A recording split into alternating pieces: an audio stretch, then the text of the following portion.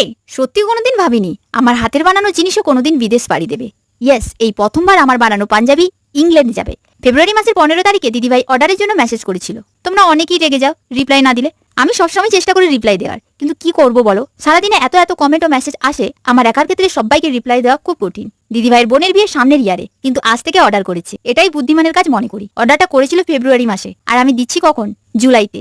প্রথমে দিদিভাই সাদা পাঞ্জাবিটা আমার মতো করে বানিয়ে দিতে বলেছিল, তারপর যদিও একটা ছবি পাঠিয়েছিল, কিন্তু ওটা না করে আমি আমার মতো করেই বানাচ্ছি। দিদিভাই খুব ভালো, খুব মিষ্টি একজন মানুষ, জানি কোনো সমস্যা হবে না। ইনফ্যাক্ট দিদিভাইয়ের পেছনে আমাকে বেশি বকবকও করতে হয়নি। ডিজাইন পাঠিয়েছে, দিদিভাই বলেছে, ব্যাস অল্প কথাতেই আমাদের ডিল ফাইনাল। দেখো, এই সাদা পাঞ্জাবিতে এই যে ছোট বুটি ডিজাইনটা, এটা দেওয়ার কোনো প্ল্যানই ছিল না, কিন্তু হঠাৎ আমার হাত পিছলে তুলে পড়ে যায়, আর পড়ে গিয়ে কালা লেগে যায়। তাই সেটাকে ঠিক করতে গিয়ে এই ডিজাইনে পরিণত করেছি। পরে দেখলাম এই ডিজাইনটার সাথে দারুণ মানাচ্ছে, কিন্তু দিদিভাইয়ের দুটোই খুব খুব পছন্দ হয়েছে। তোমাদের কেমন লেগেছে জানিও। দেখা হচ্ছে কালকে।